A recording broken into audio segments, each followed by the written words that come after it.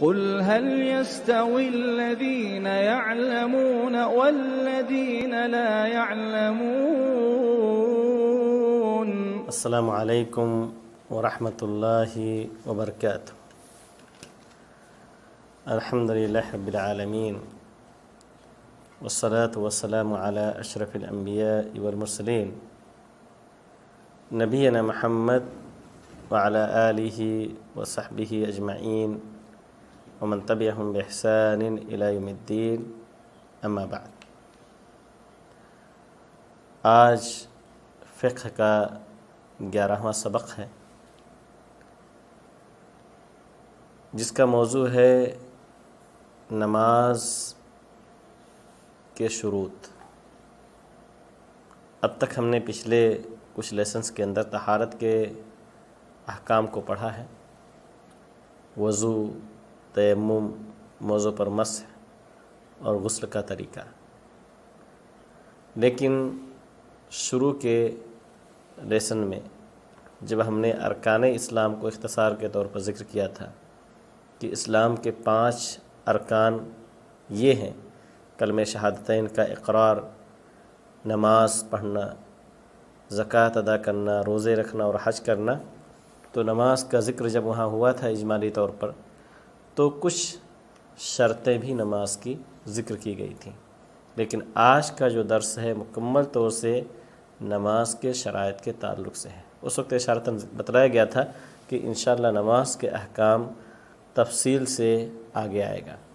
تو آج کا جو درس ہے وہ ہے نماز کے شروط کے تعلق سے، اور اگلا درس جو ہوگا انشاءاللہ نماز کی صفت اور کیفیت کے بارے میں، اور ان چیزوں کے بارے میں جس سے نمازیں ٹوٹ جاتی ہیں، یا نماز کے دوران جن چیزوں کو کرنا مکروہ ہے، ناپسند ہے۔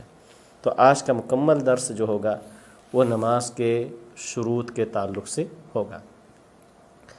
پچھلے درس میں بھی، یعنی پچھلے اسباق میں بتلایا گیا تھا کسی ایک سبق میں کہ شرط کسے کہتے ہیں، اور ذکر کیا گیا تھا کہ شرط کے لغوی معنی علامت کے ہیں، نشان کے ہیں۔ اللہ تعالیٰ قرآن مجید کے اندر ذکر کرتا ہے کہ فَهَلْ يَنظُرُونَ إِلَّا السَّاعَةَ أَن تَأْتِيَهُمْ بَغْتَةً فَقَدْ جَاءَ أَشْرَاطُهَا۔ سورہ محمد کی 18 نمبر آیت ہے۔ اللہ تعالیٰ کہتا ہے کہ کیا وہ لوگ قیامت کا انتظار کر رہے ہیں کہ اچانک ان کے پاس آ جائے، یعنی برائیوں سے اس لیے نہیں رکتے ہیں، شاید وہ انتظار کر رہے ہیں کہ قیامت قائم ہو جائے۔ تو اللہ تعالیٰ کہتا ہے فَقَدْ جَاءَ أَشْرَاطُهَا، اس قیامت کی نشانیاں، اس کی علامتیں آ چکی ہیں۔ تو اشراطها یعنی علاماتها الدالہ علی قربها، یعنی ایسی نشانیاں، ایسی علامتیں آ گئی ہیں جس سے پتہ چل رہا ہے کہ قیامت قریب ہے۔ اور اصطلاح میں شرط کہتے ہیں کہ هو الذی یلزم من عدمه العدم ولا یلزم من وجوده الوجود، کہ جس کے نہ ہونے کی وجہ سے عدم لازم آئے، یعنی اگر یہ چیز نہ ہو تو مشروط بھی نہیں ہوگی۔ یعنی جیسے وضو شرط ہے نماز کے لیے، تو وضو نہیں ہے تو نماز بھی نہیں ہے۔ تو الذی یلزم من عدمه العدم ولا یلزم من وجوده الوجود، لیکن اس کے وجود کی وجہ سے وجود لازم نہ آئے۔ تو نماز کا تو تصور نہیں ہے بغیر وضو کے، لیکن ایسا نہیں ہے کہ آدمی وضو کرے تو نماز پڑھے ہی پڑھے۔ تو وجود سے وجود لازم نہیں آتا کہ مشروط کا پایا جانا بھی لازم ہوگا، نہیں، شرط پائی جا سکتی ہے لیکن ضروری نہیں ہے کہ مشروط بھی پایا جائے۔ تو ایسا نہیں کہ آدمی جب وضو کرے تو ضروری ہے کہ اس کے لیے وہ نماز پڑھے، ویسے بھی وہ وضو کر سکتا ہے۔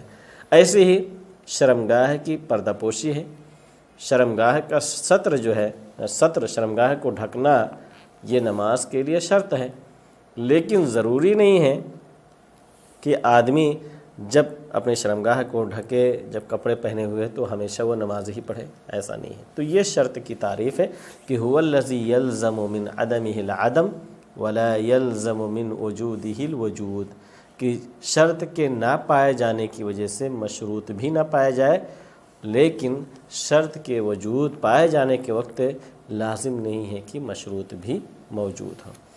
تو یہ شرط کی لغوی اور اصطلاحی تعریف پہلے بھی ذکر کیا گیا تھا، لیکن آج چونکہ پورا درس نماز کے شروط کے تعلق سے ہے، تو بہتر سمجھا گیا کہ دوبارہ سے اس تعریف کا اعادہ کر دیا جائے تاکہ آپ دوبارہ اس کو اپنے نوٹ بک میں لکھ لیں، کیونکہ یہاں اس کورس کی کتاب میں موجود نہیں ہے، اور آپ اتنا سمجھ لیں کہ شرط کیا چیز ہوتی ہے۔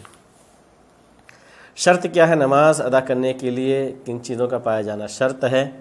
تو ذکر کیا گیا تھا، پہلے نماز کا جو ذکر آیا تھا کہ مسلمان ہونا، عاقل ہونا، بالغ ہونا، یہ اس کے شروط میں سے ذکر کیے جاتے ہیں۔ حالانکہ یہ ایسی چیزیں ہیں جو اب کسی بھی عبادت کو انجام دینے کے لیے اسلام کے اس کو ذکر کیا جاتا ہے۔ اغلب عبادات کے لیے یہ ساری چیزیں شرط ہوتی ہیں، مسلمان ہونا، عاقل ہونا، بالغ ہونا۔ البتہ نماز اگر کوئی بالغ ہونے سے پہلے بھی پڑھتا ہے تو اس کی نماز قابل قبول ہوگی، اس کا اجر و ثواب اسے نہیں تو اس کے والدین کو ضرور ملے گا۔ ایسے ہی روزہ بھی ہے، ایسے حج بھی ہے، ایسے ہی اور دوسری عبادات بھی ہیں۔ لیکن جو نماز کے اصل جو شروط ہیں وہ اس کورس کے اندر موجود ہے، اس کو ہم پڑھنے کی کوشش کرتے ہیں کہ جو اہم شروط ہیں وہ کیا کیا ہے۔ سب سے پہلی چیز یہ ہے کہ نماز کا وقت ہونا، یہ بہت ہی بنیادی شرط ہے کہ نماز کو اس کے وقت کے اندر ادا کیا جائے۔ اس لیے اللہ رب العالمین قرآن مجید کے اندر کہتا ہے کہ ان الصلاۃ کانت علی المؤمنین کتابا موقوتا، کہ یقیناً نماز مومنوں کے اوپر مقررہ وقت پر ہے۔ مقررہ وقت اس کا وقت متعین ہے۔ سورہ نساء کی 103 نمبر آیت ہے۔ آئیے سرسری طور پر جان لیتے ہیں کہ نماز کے اوقات کیا ہیں۔ اللہ رب العالمین نے نمازوں کے جو اوقات کو متعین کیا ہے، یہ ہر دور کے لوگوں کے لیے جاننا نہایت ہی آسان ہے۔ اس ٹیکنالوجی کے دور میں بھی اگر کوئی شخص چاہے تو سارے ٹیکنالوجی کو سائیڈ میں رکھ کر کے اور اللہ رب العالمین کی اس نماز کے وقت کو جان سکتا ہے۔ مثال کے طور پر فجر کا وقت ہے۔ فجر کا وقت ہے کہ صبح صادق سے لے کر کے طلوع فجر سے لے کر کے سورج نکلنے تک یہ فجر کا وقت ہے۔ تو طلوع فجر یعنی وہ آسمان کے اندر جہاں سورج نکلتا ہے وہاں پر سفیدی کا ظاہر ہونا فجر کاذب بھی کہا جاتا ہے۔ بسا اوقات ایک بار طلوع فجر سے پہلے بھی وہاں سفیدی پیدا ہوتی ہے، لیکن اس کے بعد بہت ہی زیادہ اندھیرا چھا جاتا ہے تو اسے فجر کاذب کہا گیا ہے۔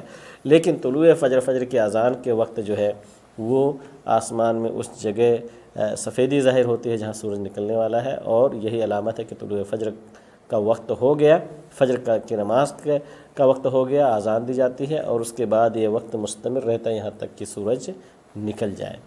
ظہر کا وقت تو اس سے بھی زیادہ ایزی ہے کہ زوال جیسے ہی شروع ہوتا ہے، سورج جیسے ہی سر سے کھسکتا ہے تو اس کا وقت شروع ہو جاتا ہے، یہاں تک کہ ہر چیز کا سایہ اس کے برابر ہو جائے، ہم مثل ہو جائے۔ جیسے ہی سایہ ہم مثل سے زیادہ ہوگا عصر کا وقت شروع ہو جائے گا۔ یہی صحیح اور راجح قول ہے۔ حالانکہ فقہ حنفی کے اندر 2 مثل قرار دیا گیا ہے کہ عصر کا وقت اس وقت شروع ہوتا ہے جب ہر چیز کا سایہ ڈبل ہو جائے، جو کہ صحیح نہیں ہے، حدیث کی روشنی میں غلط ہے۔ ہر چیز کا سایہ جب اس کے برابر جب تک رہے تو ظہر کا وقت ہے، جیسے اس سے زیادہ ہوتا ہے تو عصر کا وقت شروع ہو جاتا ہے، اور وہ وقت اس کا سورج ڈوبنے تک رہتا ہے۔ البتہ افضل وقت سورج کے اندر سرخی پیدا ہونے تک ہے عصر کا، اور مغرب کا وقت سب سے شارٹ، سب سے مختصر ہوتا ہے۔ سورج جیسے ہی ڈوبتا ہے تو مغرب کا وقت شروع ہو جاتا ہے، اور یہاں تک کہ شفق غائب ہو جائے، یعنی آسمان میں جہاں سورج ڈوبا ہوا ہے وہاں کی سرخی جب ختم ہو جائے تو مغرب کا وقت ختم ہو جاتا ہے، اور عشاء کا وقت وہیں سے شروع ہو جاتا ہے، اور عشاء کا وقت باقی رہتا ہے۔ ویسے تو نصف اللیل تک افضل وقت ہے، آدھی رات تک، لیکن طلوع فجر سے پہلے بھی عشاء کی نماز اگر کوئی نہیں پڑھ سکا ہے تو پڑھ سکتا ہے، اور وقت ہی ہوگا، البتہ وہ افضل وقت نہیں ہوگا۔ تو یہ نماز کا وقت ہے۔ تو سب سے پہلی شرط ہے نماز میں کہ آدمی نماز کے وقت کی رعایت کرے، اور یہ اسلام میں بہت ہی اہم ہے۔ اس لیے آپ دیکھیں گے کہ آدمی اگر پانی نہ ملے تو وہ وقت نکلنے سے پہلے تیمم کر کے وہ نماز پڑھ سکتا ہے، چاہے اس کے اوپر غسل واجب ہو، چاہے صرف وضو ہی کی ضرورت ہو۔ تو اس حد تک رعایت ہے۔ اسلام یہ نہیں کہتا کہ آپ وقت نکل جائے تو نو پرابلم، کوئی مشکل نہیں، آپ پانی ڈھونڈو چاہے وقت ختم ہی ہو جائے اس نماز کا، نہیں۔ اسلام کہتا ہے کہ آپ وقت ختم ہونے سے پہلے تیمم کر کے نماز پڑھ لو۔ ایسے ہی کوئی آدمی نجاست کی حالت میں ہے، صفائی ستھرائی نہیں کر سکتا ہے، کوئی کرانے والا نہیں ہے، یا ہے کہ پانی میسر نہیں ہے، غسل واجب ہے اس کے اوپر، تو وہاں بھی اللہ تعالیٰ کہتا ہے تصور کریں غسل واجب ہے، پانی نہیں مل رہا ہے تو اور وقت نکلنے کا خوف ہے تو آدمی تیمم کر کے نماز بھی پڑھے گا. یہ نہیں کہ آدھے گھنٹے کے بعد تو اسے پانی مل جائے گا لیکن وقت نکل جائے گا نماز کا تو ہم مؤخر کر لیں، ایسا نہیں. تو نماز کو ان کے اوقات میں پڑھنا بہت ہی ضروری ہے. آج کے دور میں خاص طور سے زیادہ ہمیں استعمال، بہت سارے لوگ نمازوں کو اس کے وقت سے نکال کر کے پڑھتے ہیں. اس کے بعد دوسری شرط یہ ہے نماز کے کہ طہارت کا ہونا حدث اصغر سے، یعنی جن چیزوں سے وضو ٹوٹ جاتا ہے، پیشاب، پیخانہ، ہوا خارج ہونا، اس طرح کی جتنی چیزیں ہیں، حدث اصغر سے بھی طہارت حاصل کرنا اور حدث اکبر سے بھی، یعنی ان چیزوں سے بھی جس سے غسل واجب ہو جاتا ہے تو اس سے بھی آدمی پاک صاف ہو. ایسی ہی نجاست چاہے آدمی کے کپڑے پہ ہو، آدمی کے بدن پہ ہو یا اس جگہ پر ہو جہاں نماز ادا کرنے کے لیے جا رہا ہے تو اس نجاست کو بھی ختم کرے. نبی کریم صلی اللہ علیہ وسلم کی حدیث ہے، بلکہ اللہ رب العالمین کہتے ہیں یا ایھا الذین آمنوا اذا قمتم الی الصلاۃ فاغسلوا، اے مومنو جب نماز قائم کرنے کے لیے کھڑے ہو تو دھلو اپنے چہروں کو، یعنی اللہ تعالیٰ کہہ رہا ہے کہ یہ ضروری ہے کہ طہارت حاصل کریں. ایسے نبی کریم صلی اللہ علیہ وسلم کی حدیث ہے کہ لا يقبل اللہ صلاۃ احدکم اذا احدث حتى يتوضأ، متفق علیہ، کہ کسی بھی شخص کی نماز کو اللہ تعالیٰ قبول نہیں کرتا جب اسے حدث لاحق ہو یہاں تک کہ وہ وضو کر لے. صحیح بخاری اور مسلم کی یہ حدیث ہے. تو طہارت کا ہونا اور نجاست کو زائل کرنا یہ دونوں ہی چیزیں بہت ہی اہم ہیں، دونوں ہی نماز کے شرائط میں سے ہیں. یہی وجہ ہے کہ اللہ رب العالمین نے ہمیں ایسی جگہ نماز پڑھنے سے منع کیا ہے جہاں پر نجاست ہو، گندگی ہو، جیسے مقبرہ قبرستان ہو یا قبر کی طرف رک کر کے نماز پڑھنا ہو یا حمام ہو یا قضائے حاجت کی جگہیں ہوں. بہت سارے گاؤں اس طرح کے علاقوں میں کچھ جگہیں ہوتی ہیں جہاں لوگ قضائے حاجت جا کے کرتے ہیں، یا اونٹ کا باڑہ ہو تو یہاں بھی نماز پڑھنے سے منع کیا گیا ہے. تو کہنے کا مقصد یہ ہے کہ طہارت کا خاص خیال رکھنے کا اللہ رب العالمین نے حکم دیا ہے نماز کے شرائط میں سے. تو پہلی شرط نماز کا وقت ہونا اور دوسری شرط یہ ہے کہ طہارت حاصل کرنا حدث اصغر اور حدث اکبر سے، یعنی وضو کرنا اگر وضو کافی ہو، نہ اگر غسل کی ضرورت ہے تو غسل کرنا، اور نجاست کو بھی زائل کرنا بدن سے، کپڑے سے اور جگہ سے. اس کے بعد ہے نمبر 3 کہ شرمگاہ کو چھپانا. شرمگاہ کو چھپانا مرد کے لیے بھی اور عورت کے لیے بھی نماز کے شرط میں سے ہے. مرد کے لیے ضروری ہے کہ اس کے گھٹنے سے لے کر کے ناف تک اس کا حصہ یہ ڈھکا ہوا ہو، اور ایسے ہی دونوں کندھے، جو کیونکہ نبی کریم کی حدیث ہے کہ آدمی کی نماز قبول نہیں ہوتی اس حال میں کہ اس کا کوئی کندھا کھلا ہوا ہو. اور عورت کے لیے تو پورا بدن ہی جو ہے وہ ستر پوشی کرنا ضروری ہے، الا کہ صرف اس کے ہتھیلیاں اور چہرے اور بعض حدیث کی روشنی میں دونوں قدم. تو دونوں قدم، دونوں ہتھیلی اور چہرہ اگر کھلا ہوا عورت کا، خاص طور سے جہاں غیر محرم نہ ہو تو عورت کی نماز ہو جائے گی، لیکن اگر محرم ہو تو پھر ظاہر سی بات ہے ان چیزوں کو بھی وہ ڈھکے گی، چہرے کو بھی، ہتھیلیوں کو بھی اور دونوں قدم کو بھی.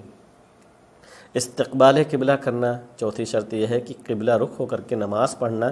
اللہ تعالیٰ قرآن مجید کے اندر کہتا ہے کہ وَحَيْثُ مَا كُنْتُمْ فَوَلُّوا وُجُوهَكُمْ شَطْرَهُ، جہاں کہیں بھی رہو تو اپنے چہروں کو اسی خانہ کعبہ کی طرف پھیر لو. تو خانہ کعبہ کے قریب ہو کر کے اگر کوئی شخص نماز پڑھ رہا ہے، جیسے یہاں کے لوگوں کے لیے پاسبل ہے، تو خانہ کعبہ کو ہی کی طرف ہی رخ متعین کر لیں. لیکن جیسے جیسے خانہ کعبہ سے دور ہوتے جائیں گے تو پھر وہ جہت جو ہے ہمارا قبلہ ہو جائے گا، چاہے وہ جہت جتنا بھی اس کی وسعت ہو جائے. تو استقبال قبلہ نماز کے شرائط میں سے ہیں. اور پانچویں شرط یہ ہے کہ نیت نماز کی ہو. اور نیت کہتے ہیں، لغت میں کہتے ہیں قصد اور ارادے کا نام ہے، اور شریعت میں کہتے ہیں کہ کسی عبادت کے کرنے کی نیت کرنا اللہ تعالیٰ کی قربت اختیار کرتی ہے. قصد و نیت فعل العبادہ تقربا الی اللہ، اللہ تعالیٰ کی قربت اختیار کرتے ہوئے. تو نیت کی جگہ جو ہے یہ دل ہے، نہ کہ زبان ہے. اسی لیے ہمیشہ نیت، بلکہ مکمل طور سے اللہ کے رسول کی حدیث ہے کہ انما الاعمال بالنیات، تمام اعمال کا دار و مدار جو ہے وہ نیتوں کے اوپر ہے. تو نیت جب ہم کہتے ہیں تو دل کے ارادے کا ہی نام ہے. البتہ ہمارے ملکوں کے اندر جو کچھ عبادتوں، چاہے روزے کی ہو یا نماز کی ہو، من گھڑت جو نیت کے الفاظ بنا لیے گئے ہیں، یہ بہت ہی قبیح قسم کی بدعت ہے. اس سے بچنے کی ضرورت ہے، کیونکہ نبی کریم صلی اللہ علیہ وسلم نے ہمیں یہ تعلیم نہیں دی ہے. لہذا جیسے کوئی شخص زبان سے کہتا ہے میں یہ کرنے کے لیے جا رہا ہوں اور سمجھتا ہے کہ یہ نیت ہے، تو یہ جہالت بھی ہے بہت بڑی.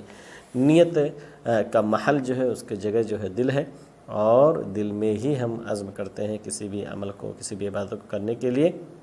جو زبان سے نکل جائے وہ تو محادثہ ہے، وہ گفتگو ہے، وہ نیت نہیں ہوتی ہے، اور زبان سے کہی ہوئی چیزوں کا اعتبار نہیں ہے، کیونکہ دل اللہ رب العالمین دلوں کو جانتا ہے۔ ان اللہ علیم بذات الصدور، سینے میں جو راز ہے اس کو اللہ رب العالمین جانتا ہے۔ تو عبادات ہو، کوئی بھی عمل ہو، انما الاعمال بالنیات، اور نیت کی جگہ وہ دل ہے، نہ کہ زبان ہے۔ تو ہمیں ضرورت ہے کہ ہم نماز کے ان شروط کو بھی ذہن میں رکھیں، اس کو سیکھیں، اور اسی کی روشنی میں ہم اپنی نماز کو ادا کریں۔ اللہ تعالیٰ سے دعا کریں کہ اللہ تعالیٰ ہمیں اسی طریقے سے فقہی احکام کو سیکھنے کی، اس پر عمل کرنے کی، اور دوسروں کو اس کی طرف دعوت دینے کی توفیق عطا فرمائے۔ آمین وآخر دعوانا الحمد للہ رب العالمین۔ السلام علیکم ورحمۃ اللہ وبرکاتہ۔ قل هل يستوي الذين يعلمون والذين لا يعلمون